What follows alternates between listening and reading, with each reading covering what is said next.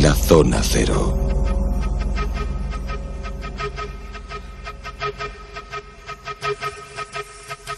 El monográfico Zona Cero. Ya estamos dentro de un episodio más, un expediente más de estos magníficos y fascinantes que nos traen, como siempre, Carlos Canales y Jesús Callejo. Muy buenas a los dos. ¿Qué tal? Muy buenas noches. Silvia, buenas. Hola. Buenas, bueno, por aquí. Carlos y Silvia. Hoy hablamos, en principio, nos vamos a situar dentro de un objeto, de un artefacto en concreto, pero para situarnos en el contexto, en la familia, ¿no? Volvemos a hablar de una expresión que es de las favoritas de nuestros oyentes porque las descubrieron, y la descubrieron gracias a vosotros en muchos casos, los OPARTS, los objetos fuera de su tiempo, de muchas características, y hoy hablamos de uno de esos tipos de OPARTS. Yo creo que el más raro de todos, porque es el único que podría, vamos a ver, los OPARTS plantean un problema siempre, y es las dudas sobre su existencia, la primera, y la segunda, que los OPARTS, muchos de ellos, y tú Bruno lo sabes muy bien, asustan demasiado. Este asusta, pero no demasiado. Entonces le hace especialmente diferente porque además es recurrente, es decir, no se ha encontrado solamente una vez, sino varias. Y lo que se ha encontrado se ha sido sometido a una serie de análisis científicos bastante conocidos y controlados, lo que ha permitido por lo menos saber que estamos ante, si esto no es un fraude, desde luego, una de las pruebas más raras de la presencia de seres inteligentes en nuestro planeta, pero no los que hay ahora mismo. Otros. Por decirlo de alguna forma. Hombre, fíjate qué raro este objeto, o varios objetos, de los que vamos a tratar en el monográfico de esta noche, porque si tuviéramos que hacer una diferenciación de los OPARTS, de estos objetos que no deberían existir, porque la ciencia ni la historia los admite, sí que hay OPARTS que están dentro del mundo de la historia, sí que hay OPARTS que están dentro del mundo de la antropología, cráneos, hay extraños por su morfología, incluso por los orificios que tienen, que parece que no corresponderían con la época que fueron encontrados, pero aquí entraríamos en tecnología del pasado, con lo cual es muchísimo más inquietante todavía, porque si esto es verdad, y ahora vamos a dar una serie de pruebas, lo que está evidenciando es que la tecnología como tal no solo es más antigua de la que pensamos, sino que ni siquiera su manufactura sería humana. ¿Por qué? Por la antigüedad, precisamente. Y es el caso de estas espirales que se encontraron en los Urales. Los Urales, como bien sabéis, es la frontera natural entre Europa y Asia, y fueron encontradas por unos científicos rusos que buscaban otras cosas, evidentemente, y se encuentran con lo imposible, porque los OPARTS precisamente es eso, es cuando te encuentras cara a cara, de frente, con algo que no debería estar ahí. Y en este caso lo que no debería estar ahí eran unas espirales, una especie de muelles, unos solenoides, ahora explicaremos un poco todas las teorías que se han barajado sobre el asunto, que a primera vista, y luego los análisis así fueron confirmados, no eran naturales, es decir, obedecía a una manufactura artificial. ¿Dónde fueron encontrados? Se encuentran en el año 92, en una zona muy concreta de los Urales, en la región de Narda Krek. Estaban buscando estos científicos metales preciosos, entre ellos el oro, y a una profundidad más o menos de unos 8 o 10 metros se encuentran con estos minúsculos objetos, cientos de ellos, en forma de espiral que parecían ser artificiales. El estrato geológico donde se encontraron, que es la forma de datarlo, en cierto modo. Que es la primera forma de datarlo, entre 20.000 y 318.000 años. Y aquí empieza la primera interrogante. Claro, aunque sea en esa horquilla que es muy amplia, sea la fecha más reciente, 20.000 años sigue siendo una barbaridad. Claro, ¿no? claro. Ya no te quiero contar la otra, ¿no? Pero incluso los 20.000 todavía años. ¿No? había hombres de Neandertal por ahí. Exacto. Claro, lo primero que hicieron además fue bastante interesante porque los científicos que como buscaban metales preciosos al encontrarse con algo así es llevarlo al Instituto de Investigación Geológica de Metales Nobles de Moscú, el CENIGRI, donde las analizaron. La pieza más grande tenía 3 centímetros y la más pequeña 0,003 milímetros. Ya en principio era raro porque había piezas de composición con cobre y otras constitución que era una especie de mezcla de molibdeno y wolframio. La verdad es que parecía que era evidente que eso eran objetos de lo que llamaríamos nanotecnología. Es decir, la nanotecnología, como ya la han oído muchos de nuestros oyentes, nos han oído hablar de ella, es el trabajo a la nanoescala, o sea, lo que sería manipular estructuras moleculares y átomos para crear con ellos materiales y máquinas a partir de su reordenamiento. Esto, obviamente, no es que esté fuera del alcance de alguien que viviera hace 20.000 años, es que está prácticamente fuera del alcance de la mayor parte de la humanidad actual. Es decir, es una tecnología hiper sofisticada y muy extraña. La verdad es que algo así, pues obviamente llama tanto la atención que aunque no fue divulgado de una manera exagerada, porque poco había que decir de semejante absurdo, el hecho cierto es que sí alarmó lo suficiente a científicos o investigadores de lo extraño, como para que uno de ellos, que es bastante conocido, que es Uvarov, Uvarov es un científico muy cuestionado y muy polémico en Rusia, porque defiende, por decirlo de una manera, teorías fronterizas con la realidad. Es cierto que durante el periodo de la Unión Soviética, y esto se descubrió justo al poco del final, fue en el año 1992, había una cierta apertura para este tipo de temas. No era, en ese sentido nunca fueron especialmente, por ejemplo, sobre Tunguska, había todo tipo y hay todo tipo de teorías, a cual más aventurada, y las autoridades soviéticas en esos casos nunca se metieron demasiado. Bueno, Uvarov, por ejemplo, era famoso porque, al igual que Latkin, es uno de los que sostiene que hubo una especie de intervención fuera de la humanidad, fuera de nuestro mundo, en el caso de Tunguska. Bueno, pues por eso era conocido. Pues bien, Uvarov, como tenía dudas de lo que ocurría, en 1995 logró organizar otra expedición a la misma zona, y en las orillas de los ríos Kosin y Balbarniu y Narada, que son ríos pequeñitos que recorren la zona de los Urales al este de la República Oriental, la República de Komi, que es la última república por decir una manera, de Europa, es el final, justo el límite con Asia. En el norte los Komi son un pueblo finés. Pues encontraron algo muy parecido. O sea, de nuevo volvieron a encontrarse con pequeños restos de nanoespirales de una capa geológica que tenía 100.000 años, en concreto en la zona de Balbanju. Así que la antigüedad va subiendo, entonces ya no está en esa horquilla de los 20.000 a los 318.000, sino que ya se empezaba a hablar de los 100.000 años de antigüedad como mínimo. Por lo tanto... ¿Y existían similitudes entre los objetos? Claro, ten en cuenta que cuando se encuentran estos primeros en el año 1992, rápidamente se dividieron un poco en dos sectores dentro de la comunidad científica, y en concreto la geológica. Aquellos que pensaban que lo que habían encontrado era auténtico, es decir, que ahí estaba depositado durante miles de años, y aquellos que pensaban que era un fraude, es decir, se puso un poco en cuestión la credibilidad de estos geólogos. Y a pesar del instituto, los laboratorios del Instituto de Investigación Geológica de Moscú, que dijo que, por supuesto, su manufactura no parecía que obedeciera a procesos naturales, de hecho, es importante resaltar que había piezas que en su composición formaba parte el cobre, un cobre muy puro, y otras cuya constitución era una mezcla de molibdeno y de wolframio. Ajá. Con lo cual aquí podemos empezar incluso a pensar en el uso que se le daría hoy a esas Ahora hablamos de eso. Por eso es cuando Valery Uvarov hace esa segunda expedición 3 años después, porque dice, si esto es verdad, tiene que haber más espirales, tiene que haber más objetos que yo pueda analizar, que yo pueda investigar, y vamos a ver si es verdad lo que él ya mantenía con otro tipo de hipótesis, como lo que acaba de comentar Tunguska, es decir, de una presencia extraterrestre en el pasado. Aquí hay una novedad, que eso sí que es interesante, y es que la investigación del 95 sí está muy documentada, porque Uvarov lo que hace es que lo lleva a 2 sitios. Al centro de la Academia de Ciencias rusa, en la capital del estado de Komi, de la República de Komi, que es en Skifkar, es decir, a la universidad, por lo tanto, y a la de Helsinki, en Occidente, en Finlandia, para que hicieran un análisis de lo que había encontrado, que tenían un grosor de 80 micras, o sea, 0,08 milímetros, y además consiguieron fotografías con microscopios electrónicos, incluso científicamente anotaron los modelos, son japoneses JSM T330. Esas fotografías, que son muy famosas en todo el mundo, porque se publicaron en revistas científicas rusas, demostraron lo que ha dicho Jesús, pero sobre todo encontraron algo todavía más raro.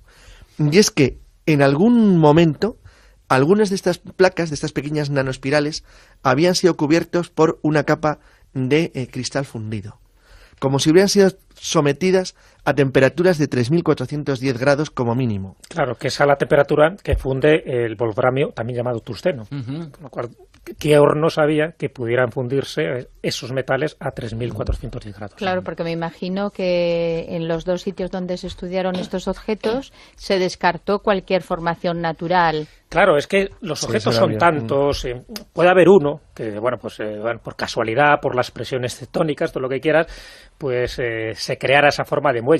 Pero es que estamos hablando de cientos de ellos, que tienen forma de muelles, de espirales, de semiespirales. Es decir, además, esa capa vítrea todavía era incluso mucho más sospechosa que el wolframio que lo contenía, porque eso indicaba de que se tuvo que formar a altas temperaturas. Solo podía ocurrir de 2 formas. Si fueran naturales es porque debía haber una especie de explosión nuclear que generara esa fundición, o que realmente, si estamos hablando de piezas artificiales, de piezas manufacturadas por mano del hombre, o por lo menos por mano de alguien inteligente, pues sí que lo tuvo que incorporar dentro de un horno que tuviera estas altas temperaturas de más de 3.000 grados.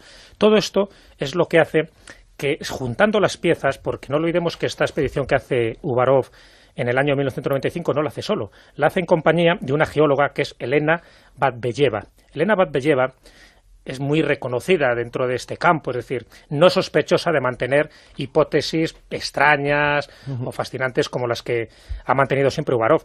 Y sin embargo ella llega a afirmar, una vez que se hace todo este tipo de análisis, algo, entiendo yo, que muy revelador, porque cada vez son más científicos que se apuntan a esta tesis.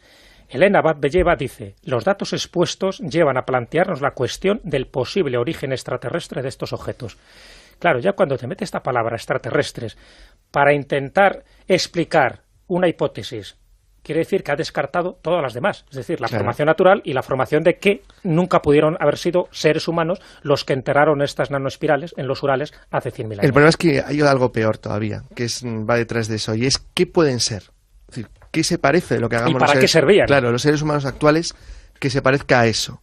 Y también una forma también de situar el índice de extrañeza de este OPART.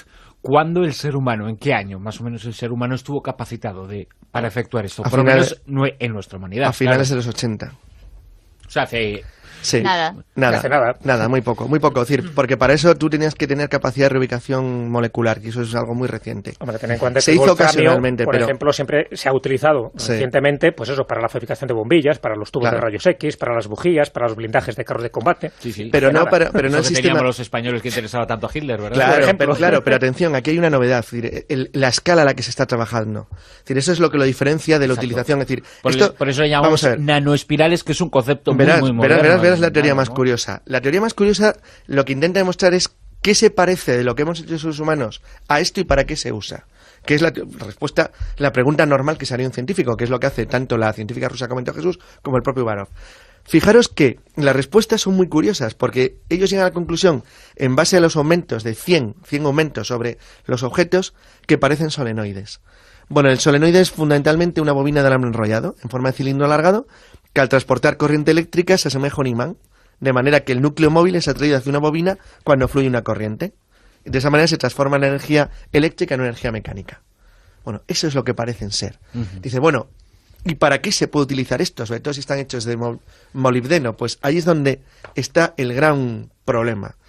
Y es que para los especialistas rusos no hay duda alguna. Se usan para lo mismo que lo usan los rusos ahora mismo. ¿Y qué es? Sistemas de guía de misiles. Caray. Con lo cual complica más el asunto. Menos, ¿no? O sea, que ya nos vamos a los asuntos militares incluso. Claro, es que al final va a ser que el Mahayana y el Mahabharata y el Ramayana tenían como varios puntos en conexión con esto, porque estamos hablando de esa especie de batallas intergalácticas que hubo en el pasado y que fueron dejando por ahí los tornillos de las naves. Pero fíjate qué curioso, es que cuando le preguntaron bueno, ¿en qué lugar del mundo podría usted encontrar actualmente algo parecido? ¿O dónde se podría encontrar por primera vez en nuestra civilización algo así?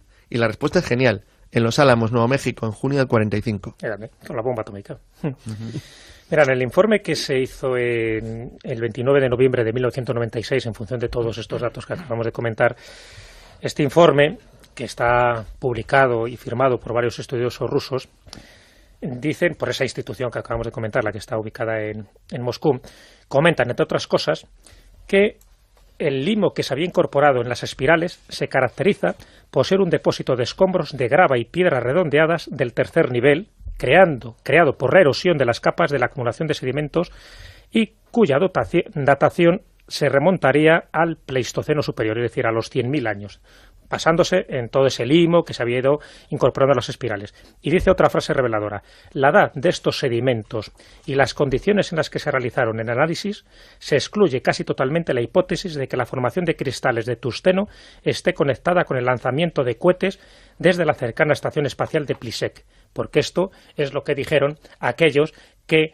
pusieron en duda que estas espirales fueran tan antiguas. Dicen, estos son los tornillos, las espirales, que se han caído pues por algún tipo de experimento espacial que hicieron en la estación de Plisek, y lo descartaron radicalmente para que ninguno de los escépticos pudiera apoyarse en esa hipótesis. Es decir, desde ese momento ya la intervención humana, si os dais cuenta, queda totalmente excluida. Cuando ya no hay intervención humana en estas espirales, ¿qué nos queda? Pero a pesar de eso hay gente que mantiene que puede ser un fraude. Sigue con ello. Sí, bueno, es que es una respuesta lógica, claro, de modo, porque como es imposible, es que esto tiene es imposible. que ser falso, ¿no? Claro. Hay dos cuestiones, además, que serían dignas de estudio. Uno, ¿por qué se encontró en ríos? Siempre. Y segundo, ¿por qué no se ha encontrado más? Claro, las dos podrían tener una respuesta por la investigación de Vali Uvarov. No obstante, decir, hay que tener en cuenta que el trabajo actual que hace Uvarov, que es el proyecto Camelot, que no deja de ser una cosa realmente extraña, en la cual además se sabe que desde el 95 fue invitado por uno de los grupos que está vinculados a la Fundación Rockefeller, porque él sostiene, o bueno, él trabaja ahora mismo dentro de la Academia de Seguridad Nacional de Rusia, dentro del Departamento de Paleociencia y Paleotecnología, ya dedicado directamente a la investigación de la posibilidad de que hubiera, pues clarísimamente, presencia no humana en el pasado de la Tierra. Él fue uno de los que ha sido invitado. Bueno, lo que pasa es que la información, los informes de lo que han encontrado durante los 2 últimos años no se van a publicar hasta 2012.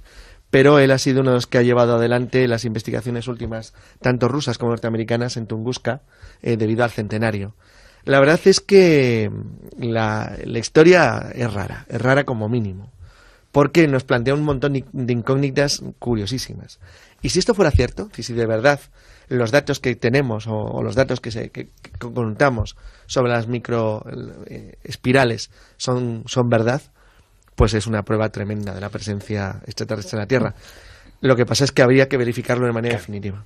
Claro, y luego casos similares en sí, hay otros casos similares. lugares. Él se apoya, por ejemplo, Uvarov, lógicamente, quiere defender esta hipótesis pues con todos los argumentos que él tiene a favor, que no son demasiados, porque los OPAR se caracterizan precisamente por su extrañeza, rareza y casi singularidad, ¿no?, a la hora de encontrar determinados elementos. En este caso sí que han sido prolíficos cuando se han encontrado muchas piezas.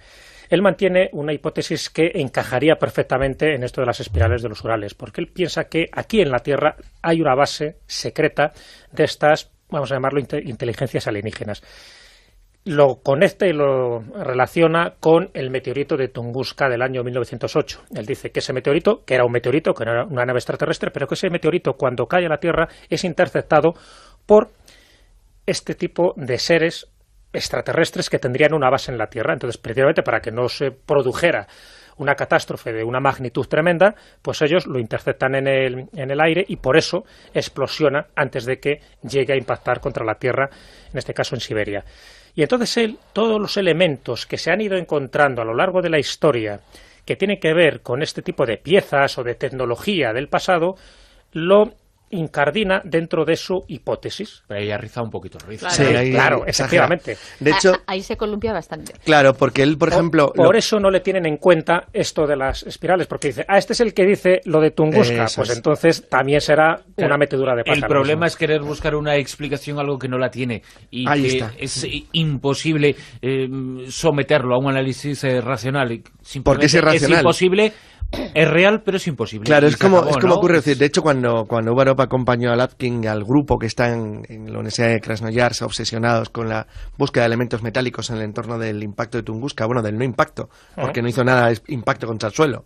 Entonces, Lapkin, como es bien conocido, lo hemos comentado muchas veces en la tertulia, se centraba en un lago, un extraño lago que existe en una de las zonas afectadas, donde ellos aseguran, bueno, vamos a ver qué pasa en 2012 cuando publique el informe, que ha encontrado elementos metálicos, bueno, metálicos fue la palabra que utilizó cuando ya se le escapó. Es decir, que los científicos rusos tenían desde hace una década más o menos las pruebas que podrían determinar que lo de Tunguska no fue, y la palabra sería exactamente natural. Pero bueno, entonces Uvarov se ha cogido a eso de una manera, lo ha agarrado como ha podido, porque a Uvarov le sirve para explicar esto. Pero es que ese es el problema clásico de los que intentan explicar las cosas que no tienen explicación. Es que te acabas metiendo en un lío tú solo. Claro, sobre todo cuando quieren dar una teoría general. Ahí está, todos se equivocan con las teorías generales. Uvarov, por ejemplo, uno de los OPARs que también añade a su hipótesis es uno muy famoso, que todo el mundo que haya leído algún libro de OPAR pues lo conocerá, que es la esfera negra de Ucrania. Exacto, que es posiblemente de los aparecidos en los últimos tiempos, y por últimos tiempos entendemos 20, 30 años. Sí, es anterior. Es del 75, ¿eh? Lo que ocurre tiene es ya que unos añitos. solamente hasta finales de los 80, hasta entonces no se comienza a hablar en revistas, por lo menos occidentales, ¿no? Yo la esfera De la ucrania sigo existencia de teniendo esta enormes esfera. dudas, porque tanto los supuestos...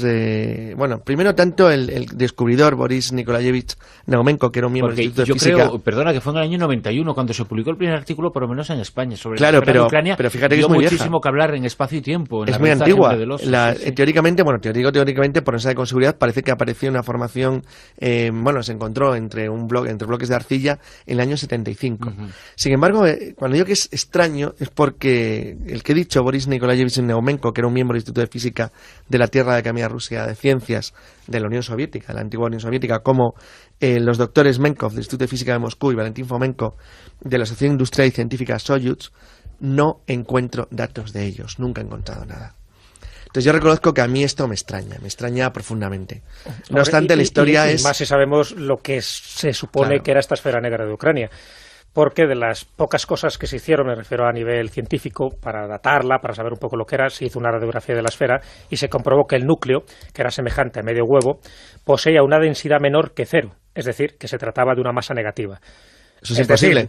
No puede estar en contacto. Era la primera muestra de antimateria de la historia. Si encima esto lo ponemos en consonancia con la antigüedad del estrato geológico donde se encontró, que era 10 millones de años, pues en fin, todo indica de que aquí sí que nos encontraríamos ante un fraude mayúsculo, porque encontrar una esfera de antimateria, eso ya tener demasiadas tragaderas. Desde luego. Ese es el problema. Se decía que cuando se abriera aquello podría provocarse algo muy Exacto, parecido un a agujero negro. Exacto, como Claro. el acelerador de partículas, ¿verdad? Exacto, es verdad, se Nunca comentó tuvo lo tanta mismo. repercusión, pero prácticamente lo que se comentó respecto a esta esfera fue lo mismo, ¿eh? Sí, se le dio muchísima importancia a una esfera minúscula, que por cierto ha aparecido esferas muy parecidas en Sudáfrica y tampoco han tenido... Pero esas tienen ya una mayor repercusión. explicación científica, racional, lógica. Y parece que son formaciones depósitos, naturales. exacto. Y son Sí. naturales, no son Sí. artificiales. Lo que pasa es que esta en concreto sí tenía como unas estrías alrededor, en su ecuador, y esas estrías decían que no podían ser naturales, sino que eran artificiales. Pero bueno, ya digo que esto es otro de los elementos tecnológicos que intentan, pues, personas como Barov llevar un poco a su ascua para justificar esa presencia extraterrestre y tecnológica en el pasado. Yo creo que hay otro tipo de argumentos mucho más sólidos que el de la esfera negra de Ucrania, pero bueno, lo citamos porque no deja de ser otro de los temas recurrentes en los libros de Opar. Es el lado oscuro, es la esfera negra. Nunca mejor dicho. Nos un quedamos, huevecito, ¿eh? de momento, porque aún hay incógnitas al respecto con esas espirales, nanoespirales, para ser exactos, encontradas en los Urales, que independientemente de las diferentes teorías, en sí mismos sí que tienen y presentan varios enigmas de difícil resolución. Por el momento. Por el momento, si alguien quiere ver fotografías aparte de Internet, la verdad es que hay pocos libros Sí. de esta temática, pero hay uno donde sí aparecen estas fotografías en color, que es el de Luc Bourgin, que es Enigmas arqueológicos, Exacto, un libro exacto. que publicó Tim Bulmas hace unos No pocos mucho. años, en el año 2000. Jesús Callejo, Carlos Canales, muchas gracias a los dos. Hasta luego. Pues vamos votando la esfera. Tomar unos muellecitos. Ya verás cómo Pero no la abras, ¿eh? Vale. Sabes, la frontera natural entre Europa y Asia, y fueron encontradas por unos científicos rusos que buscaban otras cosas, evidentemente, y se encuentran con lo imposible, porque los OPARs precisamente es eso, es cuando te encuentras cara a cara, de frente, con algo que no debería estar ahí. Y en este caso lo que no debería estar ahí eran unas espirales, una especie de muelles, unos solenoides, ahora explicaremos un poco todas las teorías que se han barajado sobre el asunto, que a primera vista, y luego los análisis así fueron confirmados, no eran naturales, es decir, obedecía a una manufactura artificial. ¿Dónde fueron encontrados? Se encuentran en el año 92, en una zona muy concreta de los Urales, en la región de Narda Krek. Estaban buscando estos científicos metales preciosos, entre ellos el oro, y a una profundidad más o menos de unos 8 o 10 metros se encuentran con estos minúsculos objetos, cientos. Hombre, fíjate qué raro este objeto, o varios objetos, de los que vamos a tratar en el monográfico de esta noche, porque si tuviéramos que hacer una diferenciación de los OPAR, de estos objetos que no deberían existir, porque la ciencia ni la historia los admite, sí que hay OPARs que están dentro del mundo de la historia, sí que hay OPARs que están dentro del mundo de la antropología, cráneos, hay extraños por su morfología, incluso por los orificios que tienen, que parece que no corresponderían con la época que fueron encontrados, pero aquí entraríamos en tecnología del pasado, con lo cual es muchísimo más inquietante todavía, porque si esto es verdad, y ahora vamos a dar una serie de pruebas, lo que está evidenciando es que la tecnología como tal no solo es más antigua de la que pensamos, sino que ni siquiera su manufactura sería humana. ¿Por qué? Por la antigüedad, precisamente. Y es el caso de estas espirales que se encontraron en los Urales, como bien de ellos, en forma de espiral que parecían ser artificiales. El estrato geológico donde se encontraron, que es la forma de datarlo, en cierto modo. Que es la primera forma de datarlo, entre 20.000 y 318.000 años. Y aquí empieza la primera interrogante. Claro, aunque sea en esa horquilla que es muy amplia, sea la fecha más reciente, 20.000 años sigue siendo una barbaridad. Sí, claro, ¿no? claro. Ya no te quiero contar la otra, ¿no? Pero incluso los 20.000 Todavía años, ¿no? había hombre de Neandertal por ahí. Exacto. Claro, lo primero que hicieron además fue bastante interesante porque los científicos que como buscaban metales preciosos al encontrarse con algo así es llevarlo al Instituto de Investigación Geológica de Metales Nobles de Moscú, el CENIGRI, donde las analizaron. La pieza más grande tenía 3 centímetros y la más pequeña 0,003 milímetros.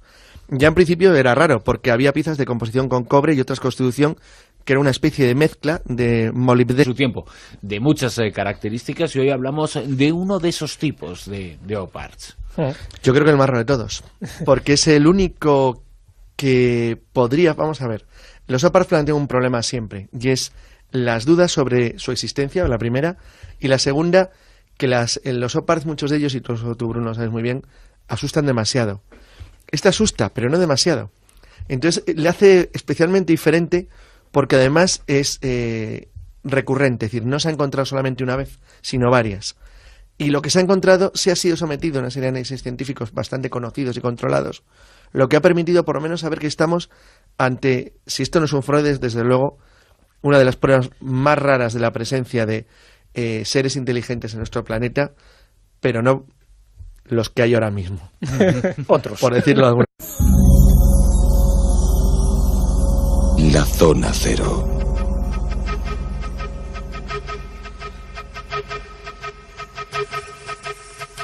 El monográfico Zona Cero. Ya estamos dentro de un episodio más, un expediente más de estos magníficos y fascinantes que nos traen, como siempre, Carlos Canales, Jesús Callejo. Muy buenas a los dos. ¿Qué tal? Muy buenas noches. Silvia, buenas. Hola. Buenas, Bueno, por aquí. Carlos y Silvia. Tiempo. Hoy hablamos, en principio, nos vamos a situar dentro de un objeto, de un artefacto en concreto, pero para situarnos en el contexto, en la familia, ¿no? Volvemos a hablar de una expresión que es de las favoritas de nuestros oyentes porque las descubrieron, y la descubrieron gracias a vosotros en muchos casos, los OPARTS, los objetos fuera